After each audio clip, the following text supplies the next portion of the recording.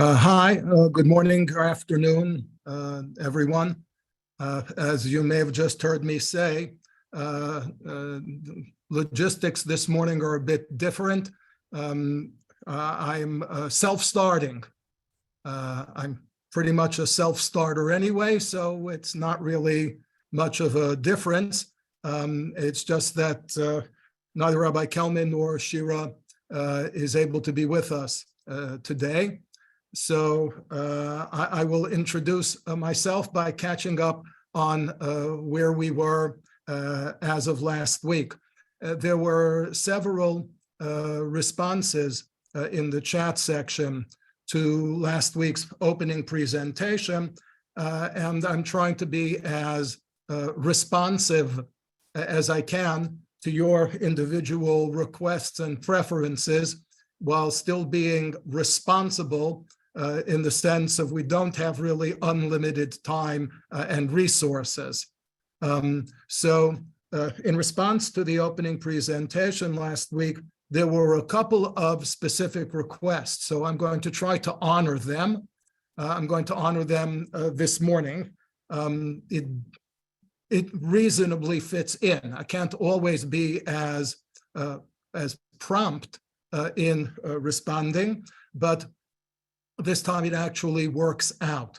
So given that it is already 2 minutes past the hour, I think that it's fair to move back to our screen sharing. So let me get us back here, and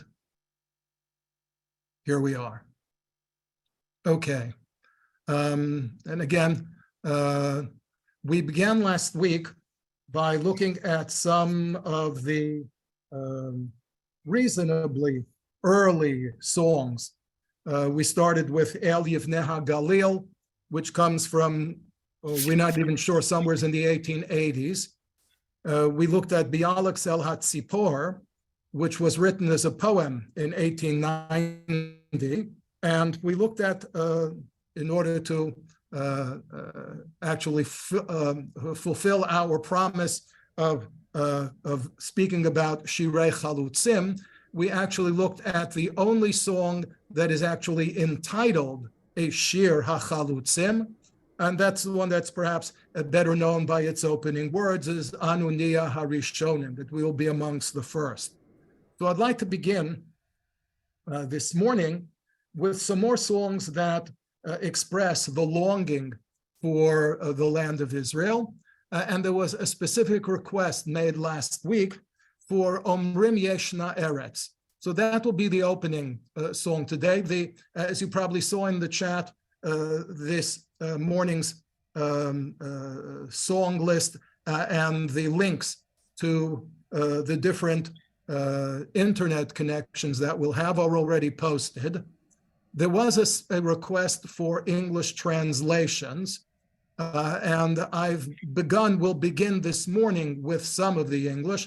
It is a bit of a chore. If translation already exists, then I can either link to it or I can actually try to copy and paste it.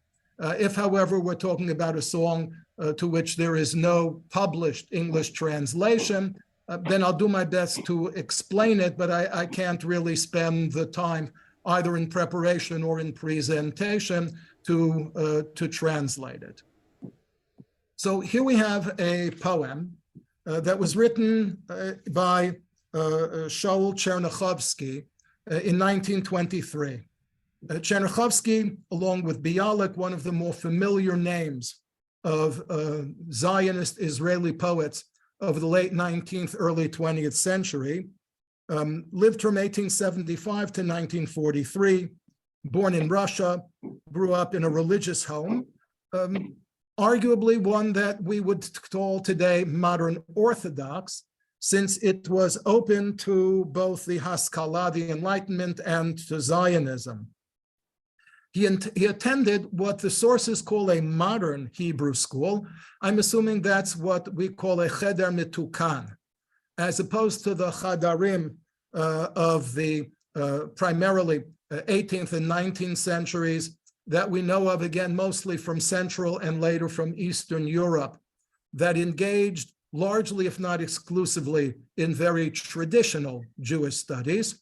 The curriculum was generally known as Gapat, the Gimel for Gemara, the Pei for Perush Rashi, and the Tav for Tosafot. The Cheder Mitukan provided instruction in Hebrew language and in what was a burgeoning, at the time, a growing Hebrew literature, as well as a greater emphasis on Tanakh than was found in the more traditional Chadarim. So indeed, that was the kind of school that was attended by Chernikovsky. He was especially interested in languages. He studied German, French, English, Greek, and Latin.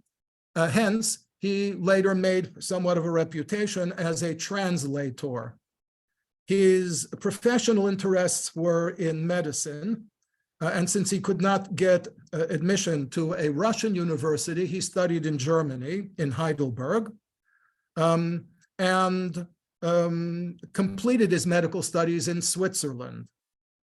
He went back to Russia, where he was unable to find a post because he had not studied in a Russian university. And finally, as he settled in St. Petersburg, his degree was recognized and he began to practice medicine. When World War I broke out, he was drafted into the Russian army and served as an army doctor.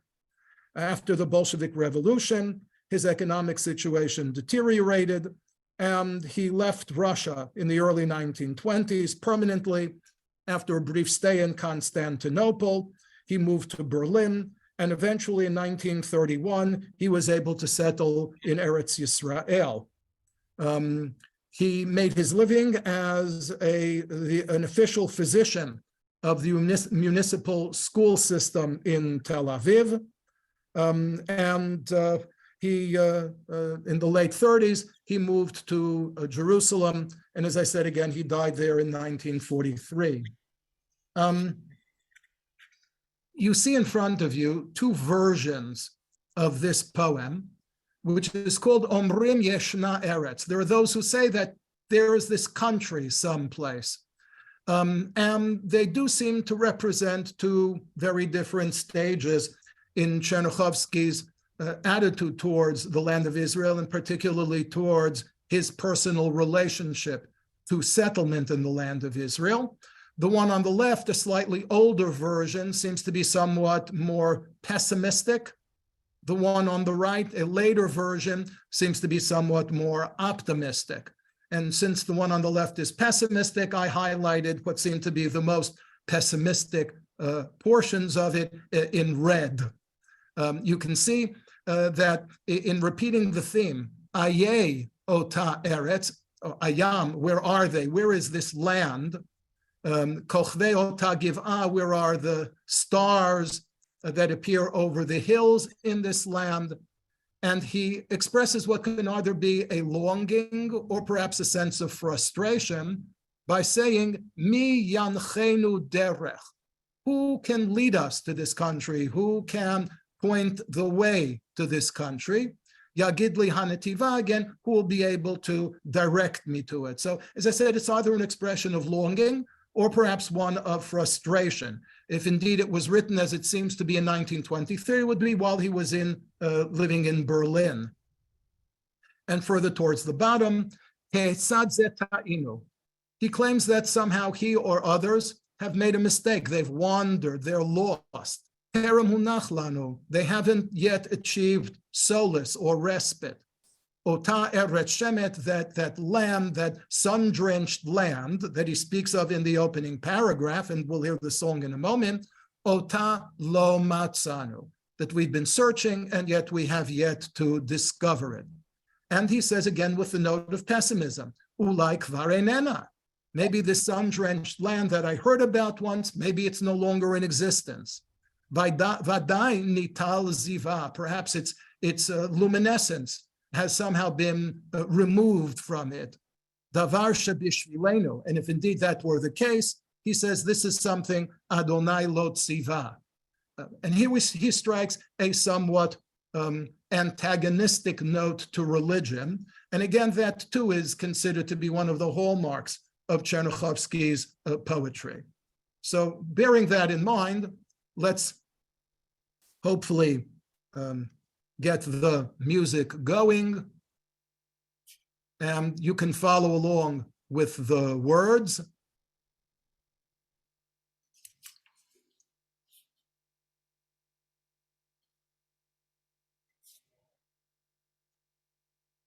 Okay. Did you hear that? The music coming through? No. So give me one more second and see if I can't correct that.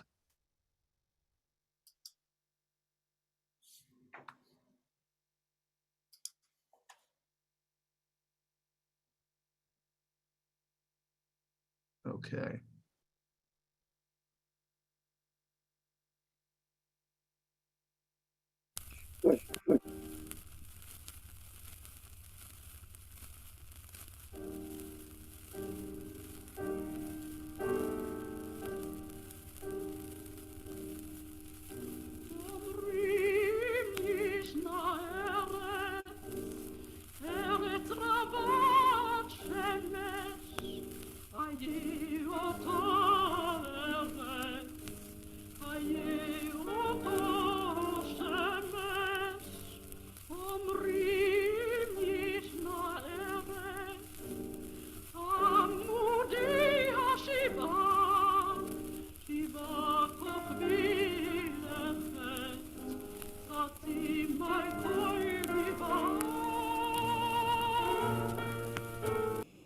Okay, so again, the Shiva Kochvei Lechet are the 7 planets, and I just happened to have found in searching around a very different rendition of this that will be in response to something that one of you mentioned to me last week. Somebody said that as a child in school, I think they said in the yeshiva of Flatbush, they used to sing songs like these. So I actually found a performance of this song by the choir of the Yeshiva of Flatbush, jointly with the choir of Yeshiva Dov Revel of Forest Hills. So here again, same song, same poem, but a different rendition. They say there is a land where heaven meets earth, and the 7 wandering stars sprout from every hill.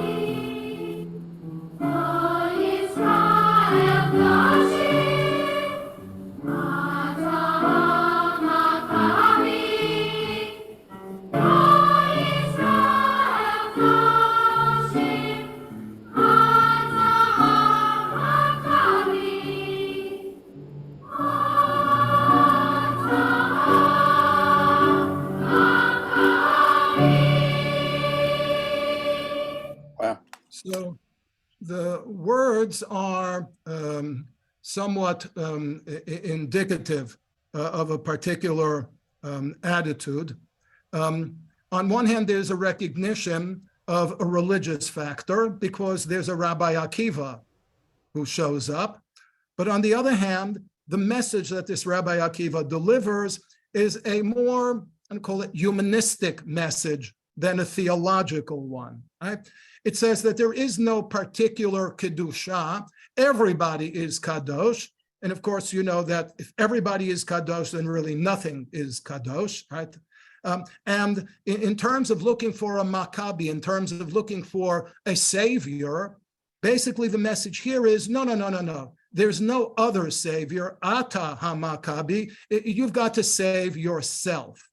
And this idea, the idea of not trusting in any external force, particularly not in a divine one, but rather taking matters into one's own hands, is, as I said again, something that is considered to be typical of Chernikovsky's poetry. And for that reason, I give you something here that's not on the sources for today, because it just occurred to me as I was making my last review that this would be an opportunity in which to refer to it. And that is another poem, an earlier poem by Chernikovsky, one indeed that he wrote in his teenage years, which the official title of it is Ani Ma'amin. And it's also somehow better known by its opening word, chsachki. And in this poem, I'll get it up here, just a second.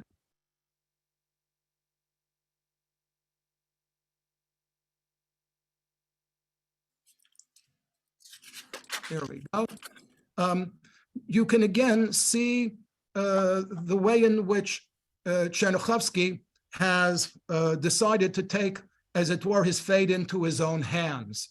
The concluding lines of the opening paragraph, Sachki, smile, rejoice, be happy, Kiva Adam Amin, right? Rather than, as Rambam had it in his Ani Ma'amin, expressing a faith or a belief in God, Chernikovsky places his trust, as it were, in human beings, Kiodeni Ma'amin Bach, because indeed he hasn't lost his faith in humanity.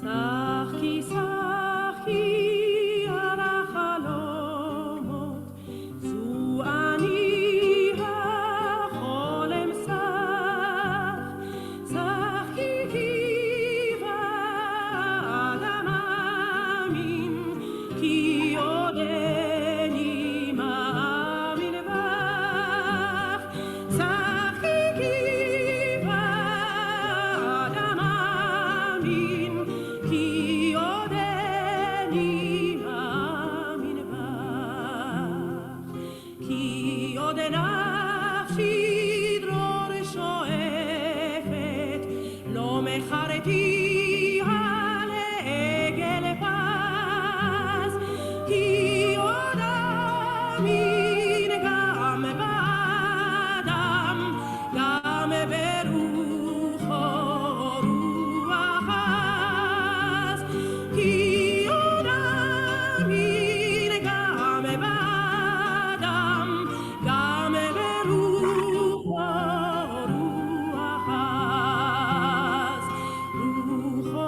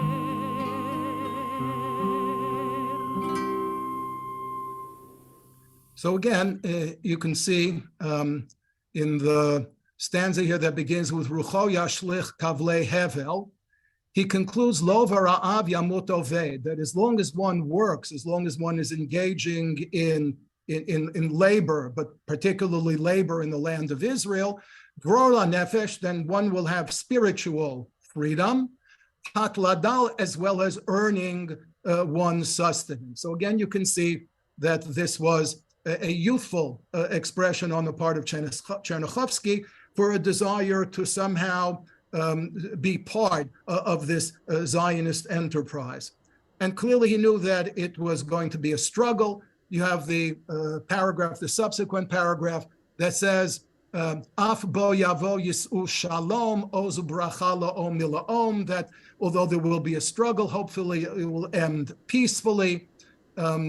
Bracha la'om mila'om, that perhaps Israel will take its place amongst the family of nations. But again, the theme here is the one of ki od a'amin gam ba'adam, gam berucho ruachaz, that his faith again is he places his faith and his trust in his fellow man. Okay.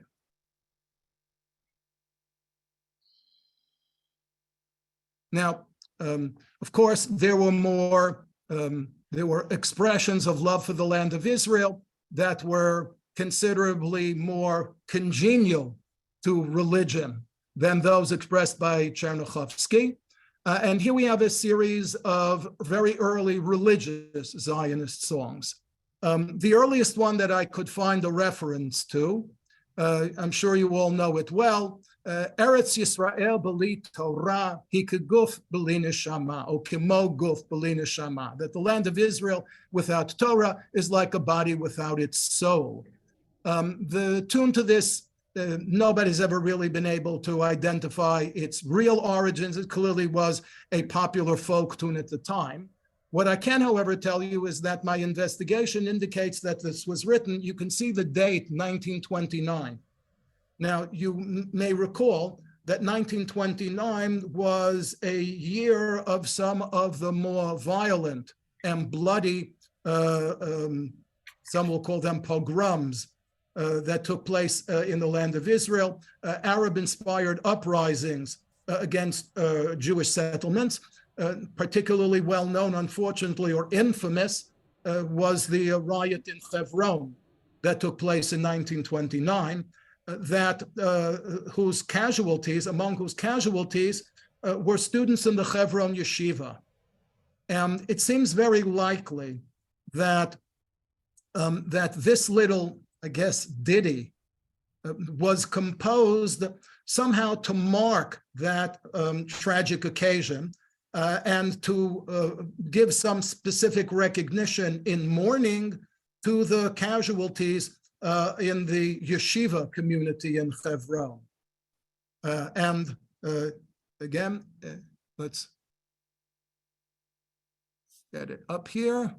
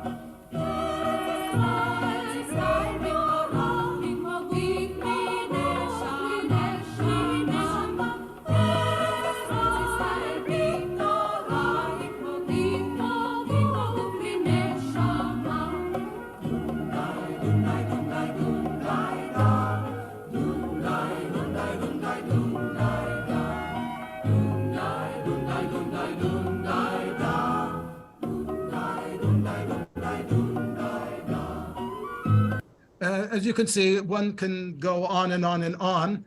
I will tell you, I confess, I have absolutely no idea what Dundai is. I've tried a variety of different ways to search for it. I don't know whether it's Russian, whether it's Polish, whether it's Romanian, whether it's Ottoman Turkish, whether it's just, made up word. I really don't know.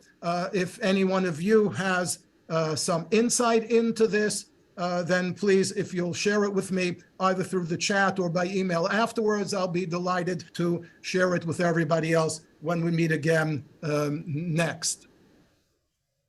And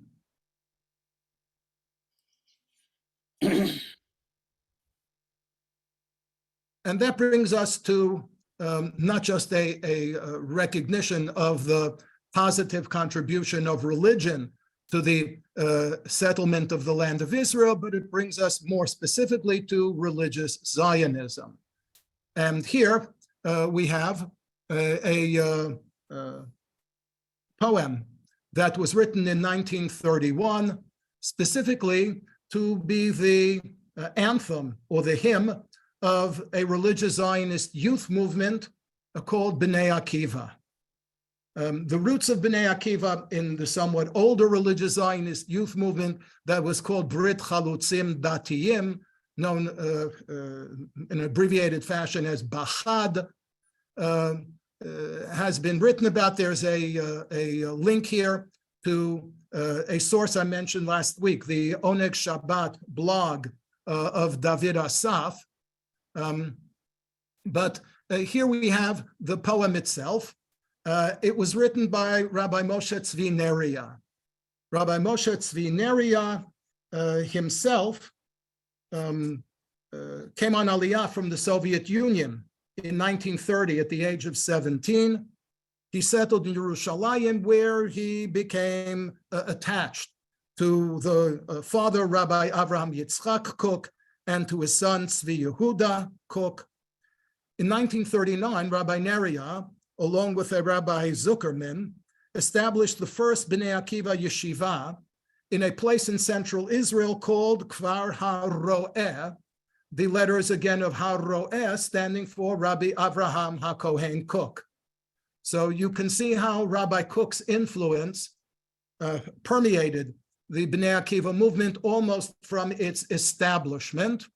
And it's not surprising, therefore, to have observed over the last 50 years how much of the present-day Bnei Akiva movement aligned itself first with the Gush Emunim movement that also has its roots in the philosophy of Rabbi Kook, and again, in the most recent elections in Israel, how much of religious Zionism is represented now in the government in Israel by the religious Zionist parties.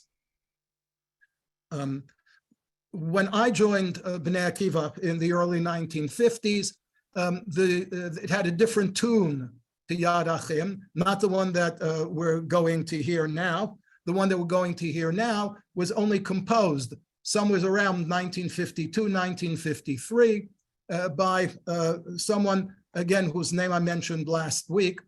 His name was Michael Perlman, Michael or Michael Perlman, who was a founding member of Kibbutz Yavne, and who was the music teacher on Kibbutz Yavne, as well as having an internationally recognized expertise in Tamei HaMikra, in Torah reading.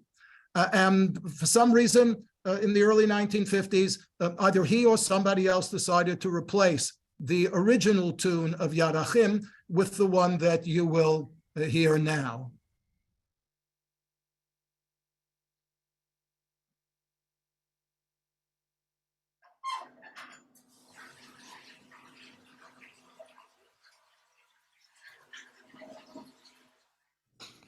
יד אחים לכם שלוחה, הנוערך אביב, על דגלנו כולכם, חנו מסביב, יזהיר לכם כוכב תורה, דרככם סוגה בעבודה, בלב אמיץ בעזרת השם, עלו נעלה קדימה בני עקיבא, הידד במעלה. קדימה בני עקיבא, הידד במעלה. מולדת זו ארץ אבות, ארצנו הקדושה, מידי אביר יעקב, לנו מורשה. ראשינו בעמקי תורתה, כפינו ברגבי אדמתה, ולב אמיץ בעזרת השם, עלו נעלה. קדימה בני עקיבא, הידד במעלה. קדימה בני עקיבא, הידד במעלה. Okay. Within each of the two paragraphs, there are, in each paragraph, there are really two lines that are truly representative or emblematic of the philosophy of Bnei Akiva. Its motto consists of two words, Torah va'avodah. Torah, traditional Torah study, avodah, work, but not just any work. At least initially, it meant agricultural work. So you can see in the opening paragraph, the third and fourth lines, Yazhir lachem kochav Torah, the star of Torah will shine for you. Okay, and on the other hand, darkechem, your path, suga ba'avodah, is as it were either defined by avodah. So here you get Torah va'avodah in the opening paragraph. And again, the third and the fourth lines in the second paragraph, Rashenu, our heads, our minds, our intellects, B'imkei Torata, are plumbing the depths of the Torah, while Kapenu, our hands, our arms, B'rigvei Admata, are digging into or furrowing into the soil of the land of Israel. So here again, we have a different approach to Zionism and to settlement in the land of Israel, one that pays greater recognition to the religious element in it, but again, that is also emphasizing physical labor and particularly agricultural work. And the Bnei Akiva movement always, or at least in its early years, emphasized kibbutz life.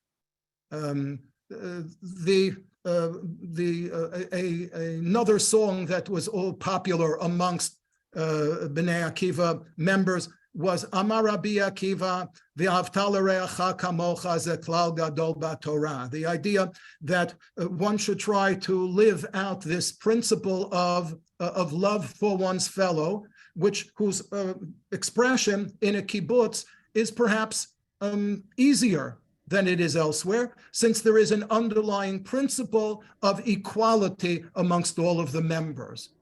Hence, we get this song, written again by Rav Neria, and as far as I could tell, he wrote this in 1933, actually on Lag BaOmer, and the occasion of the laying of the cornerstone of the first structure of the Bnei Akiva kibbutz near Petach Tikva called Kfar Avraham, that's no longer in existence, but it also marked the 40th anniversary of the establishment of the Bnei Akiva youth movement. Now, the interesting thing is that Rav Neria at this juncture was barely 20 years old and was a madrich, a leader in the Jerusalem branch of Bnei Akiva. And the song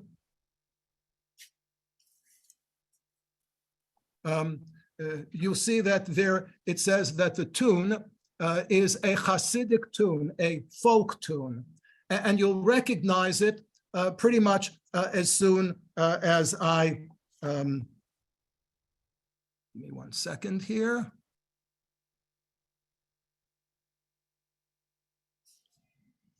Yeah, I'm going to sing this Actually, I've got have to sing the next two songs.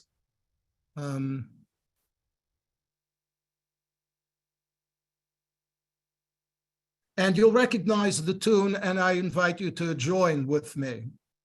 It goes as follows. Hoyachim nari'a ad asher nagi'a lekvutzat Bnei Akiva. Hoyachim nari'a ad asher nagi'a lekvutzat Bnei Akiva. Hoy mata yavo hayom yitkashem hachalom Halom chazon haneurim.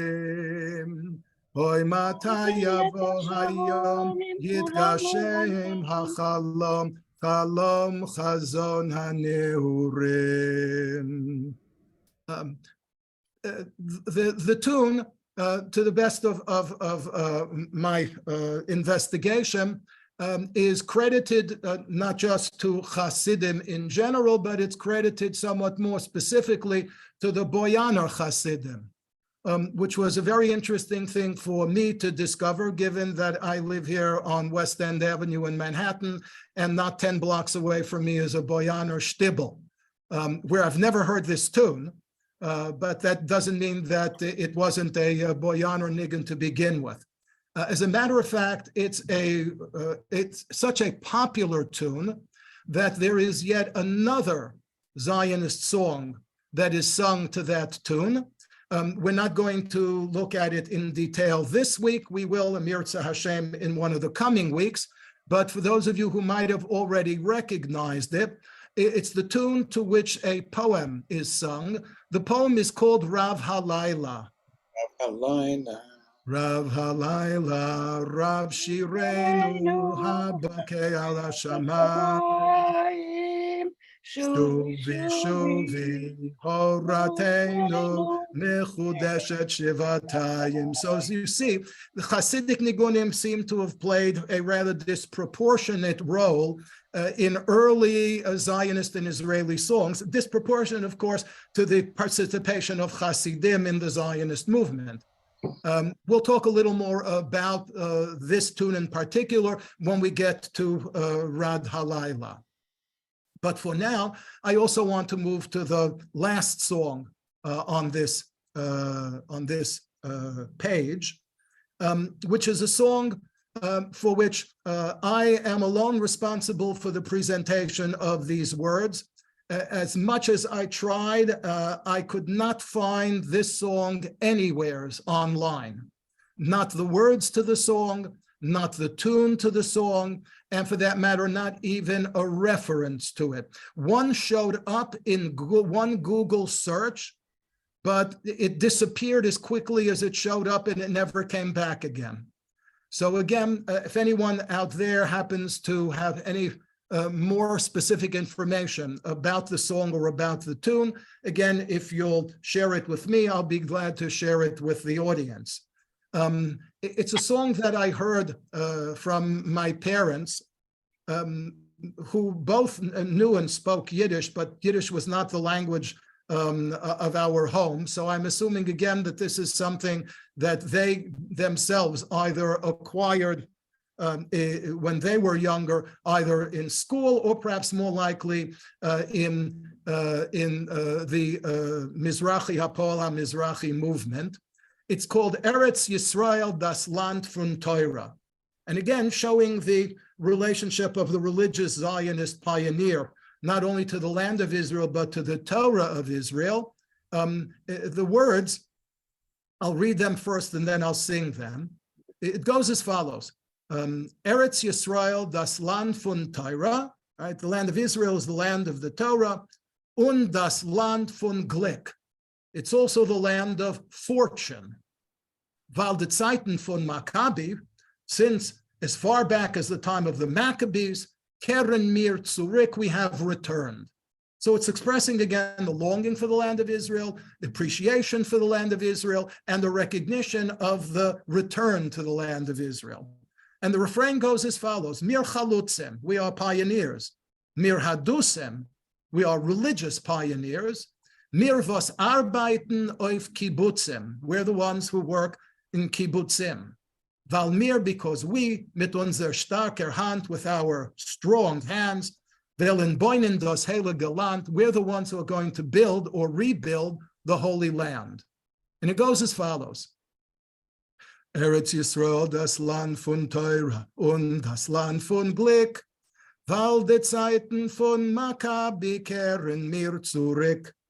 Eretz Yisrael, das Land von Teure und das Land von Glück, weil die Zeiten von Maccabi kehren mir zurück. Mir Halutzim, mir Halutzim, mir was arbeiten auf Kibbutzim, weil mir mit unser starker Hand willen boinen das heilige Land. Next stanza.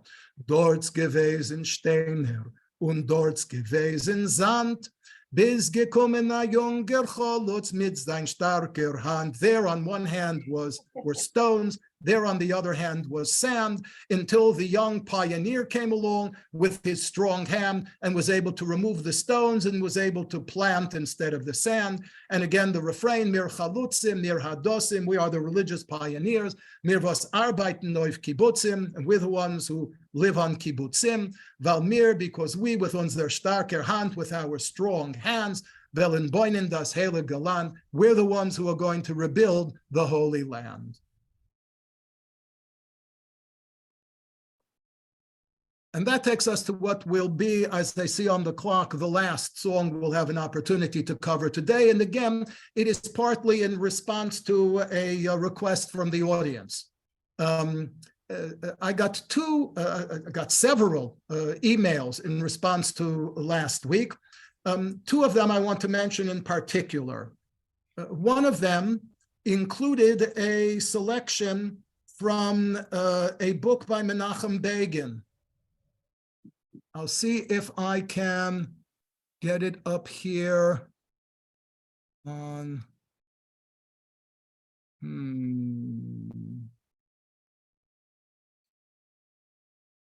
You might be able to see the email. Someone was good enough to share with me a selection from Menachem Begin's book, White Nights, The Story of a Prisoner in Russia, in which he talks about another prisoner approaching him, awakening him from a semi-sleeping state, and saying to him in a whisper, Menachem, Menachem, do you remember the song Loshov? You may remember last week in introducing Hatikva, I said that I had heard from my grandparents that there was a time before it became known as Hatikva that it was called Loshov because of the key line in the opening paragraph, Lashuv el Eretz Avotenu, to return to the land of our ancestors, Ir ba David Hanan, to Jerusalem, the city that was David's capital. And for that reason, people would, at one time or another, at the end of a Zionist meeting, they would say, Lo sing in Lashuv, let's sing Lashuv or Hatikva. So here you have actually a selection from a book by Menachem Begin, in which he makes reference to Hatikva as Lashuv. That was one of the comments that I received. Another one was a request. And the request was for Shir HaEmek, the song that you should see on the screen in front of you. And the request came in a rather particular way.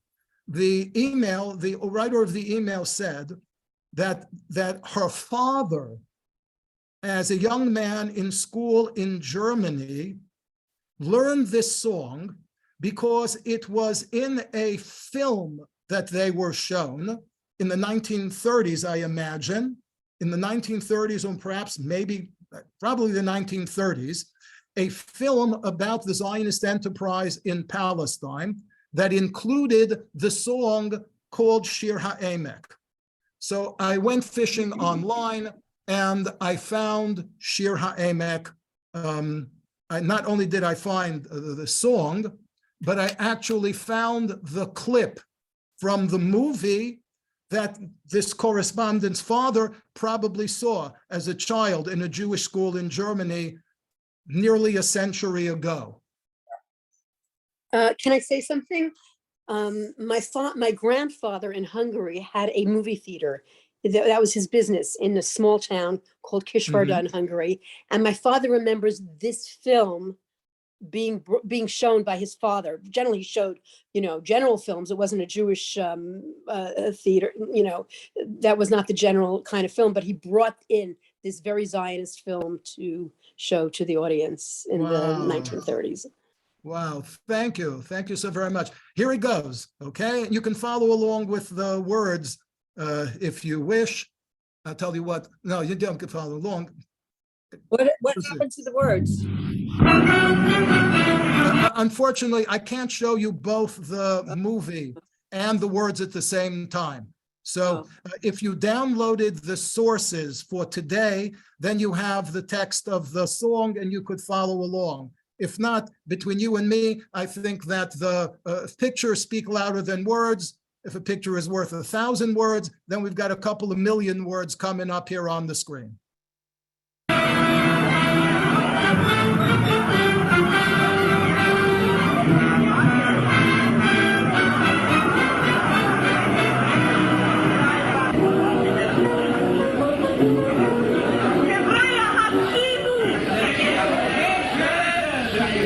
דממה בישראל. פעם נוכל היגע, ומרגוע להמת, לילה חיוור מתפרע, על שדות עמק יזרעאל, טל מלמטה, כל במה מעל, מפה על פת נחלל, ממה לילה מליל, דממה בין ישראל, נאמר עמק הרק תפארת, אנו לך משמרת.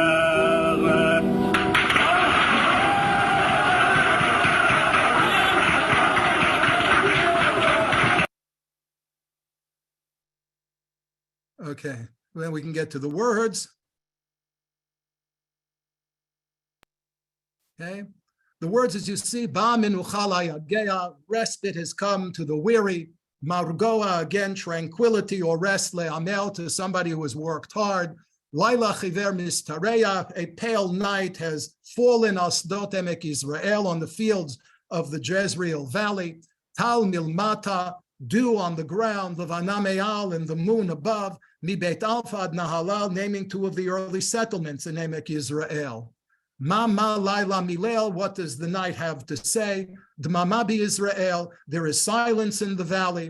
Numa emek eretz tiferet, the land, the glorious land is now at rest. Anu lecha mishmeret, and you can rest peacefully because we, the pioneers, are going to guard you. You can see on the left-hand side, here I actually found an English translation. And as you can see, there's also a link. It's called HebrewSongs.com. So those of you who would like to see full translations of all of these songs, I can't promise you that they are all available on this website, but it is certainly the most likely place to look if indeed that's what you're looking for. And here, of course, again, just for those of us who need a refresher in terms of geography, this is where the Jezreel Valley, Emek Yisrael, is situated, right? The Haifa harbor is easy to recognize in the upper left-hand corner, right? Mifratz Haifa is easy to recognize in the upper left-hand corner of both maps, as is the Sea of Galilee on the right-hand map. So you can see that the area somewhat more centrally located between the Mediterranean and the Jordan, and somewhat south of a line that would go from Haifa to Tiberia, is where the Jezreel Valley, Emek Yisrael, is situated. And since the song made reference to Beit Alpha and to Nahalal, so again, just a reminder that Nahalal was actually the first Moshav of Dim, the first worker settlement. It was founded in the Jezreel Valley in Emek Yisrael, about midway between Haifa and Afula, founded by families who had come to the land of Israel during Aliyah Bet, during the second Aliyah, and who had previously lived and worked in a variety of villages, and even in some of the earliest kibbutzim. And the reason that they established a Moshav Ovdim was their intention to create a new type of agricultural settlement that blended some of the communal principles of the kibbutz, but while still allowing for a little more capitalism, for private ownership of land. So each founding family received 25 acres of land, and you can see here the founding principles of the Moshav. The land was given to settlers on a lease, right? Because the land itself was owned, as it were, by the Jewish people. The principle of independent work, of mutual assistance, communal buying and selling, and of course, an emphasis on Hebrew language. And Nahalal was founded in 1921. Beit Alpha founded a year later in 1922. And essentially, that is pretty much what we have time for. Let me have a look and see. Let's come out of here and have a look at the chat. Din dun in Hebrew is the sound of the ringing of a bell. Yeah, but that's not dun dai. Yeah, it's close. Thank you. It's certainly closer than anything I've found up until now. I just want to tell you, I said it last time also, that I am a seventh generation born in Jerusalem, and I grew up with all these songs. It was so emotional for me. You can't imagine. I grew up with all those, and I know all the melodies and the words, and Bnei Akiva and all this. So thank you so much. That's the reason. That's the reason that we're doing it, to give people again that kind of warm, nostalgic feeling. And not just that. It isn't just to celebrate a past. It's also, to an extent, I hope, a hope for the future. That if indeed there were times that we had nothing better to do, so to speak, than to sit around the campfire and to sing songs about the land of Israel and about Torah and about our love for one another, that maybe one day we'll be able to do that again. Amen. Amen. Okay. Yiddish, Vayehi B'Shon. Yeah, again, as I said, we'll have an opportunity. We will have an opportunity to spend a little more time talking about the influence of klezmer music and the influence of Hasidic music on early Israeli or Palestinian Jewish songs.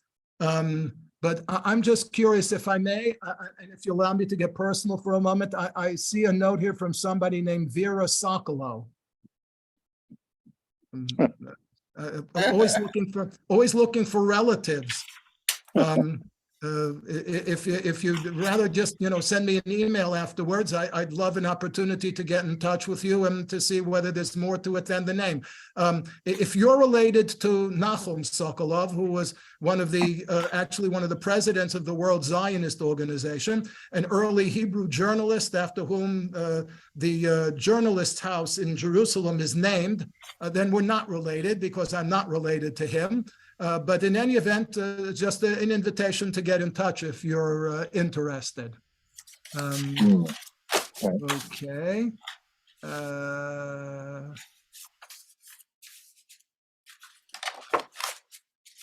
Okay, not aware of any relatives. Oh well. Well, okay. we can be relatives in spirit, if not in genealogy. Okay. All right. Can I ask you one more? Can I ask you one more question? Go ahead. Yeah. I'm so sorry, I missed the beginning of the class, so I don't know. I had asked you last time, are you familiar with the song, which was called either Po or Sham, wherever it was sung, Po Be'eretz Chemdat Avot? Have you heard of the song, Dr. Sokolow? Yes. Let me tell you. It was a very religious song, which I learned from my parents, who were quite Zionist. After the Shoah, they survived the Shoah in Hungary and Slovakia, and were members, and I don't think this is so well known, of a group called Poale Aguda, which was very worker-oriented and very Zionist, even though it was not, to some extent a part of the Aguda. And they knew this song. It might have been a song of the movement, but it's very beautiful and very religious and very much about Israel. So I've made a note. I've made a note to spend some time researching it. Part of the constraint that I have here is that I had to adopt some sort of sequence, And I basically decided to adopt one that is roughly chronological. So haven't yet gotten, we've barely gotten out of World War. In fact, next week, we're going to actually look back a little. We've gotten as far today as, as 1923 or thereabouts. But we're going to take a step back next week, and we're going to look at some of the songs that came out of World War I. I wasn't aware, and I don't know when this song was written. It could be that it's an older song. It could be, as I said, I will look into it, and we'll try at least, to do my best. That I can promise. Thank you so much. Dr. Sokolow, would you entertain a question about historical context? Please. So, and I'm trying to do some family research. So some of my relatives were early Halutzim, but when I go to their family trees, even though there are documents saying who their father and grandfather were, the family trees have blanks and not their name. Is it possible that somebody who became say a secular Zionist or a less religious Zionist would have been disowned, or would it have been that serious from a Hasidic family? I doubt very much whether in any case they would be able to change records. So yeah, these aren't not official likely. records. They're just as I'm saying, it's not likely. What's likelier is that you're talking about a period. If we go from, let's say, from 1888 to up to, let's say, to 1939. Okay, so you've got a period of 50 years that saw some of the most massive migrations in history. And along with people moving from one place to another, many of them, if not most of them, were intent upon starting new lives, which also meant that in many cases, they wanted not only to change their fortunes, but their names as well. There are urban legends, I'm sure you know, about Jews coming to the United States and having their names changed at Ellis Island because the officials at Ellis Island didn't recognize them as being either Jewish names or being, Russian names or things like that. There's a story that the actor Leonard Nimoy, right? Nimoy is Russian for death. And the story is that a member of his family was online to get processed at Ellis Island, and the official asked them their name, and a friend wanted the official to know that he was talking to a deaf person. So he pointed to him and he said, Nimoy, right? And that's what got written down. So it's possible that it wasn't that somebody, crossed out a name as much as that somebody changed the name. And once you change a name, then it's very difficult to get it resituated in genealogical records. So being a Zionist wasn't necessarily a cause for being disowned. It may, as I said, it may have been. It may have been. Look, families, there are all kinds of families, and families do all kinds of things, both internally and externally. But if you're talking about record keeping, you're saying if they're family records, that's a different question. But no matter how much a family might have wanted to disassociate itself from a member of the family, it's not likely that they would have been able to alter records of it. Okay.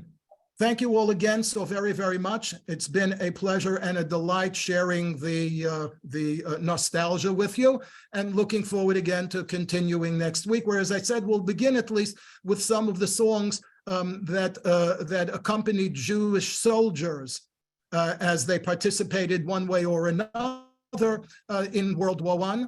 And setting the precedent then for what later would become the songs of an actual Jewish army. Okay. Thank you very much. Thank you. Have a good week. Bye-bye. Thank you. Stay well. Thank you. Bye-bye. Bye.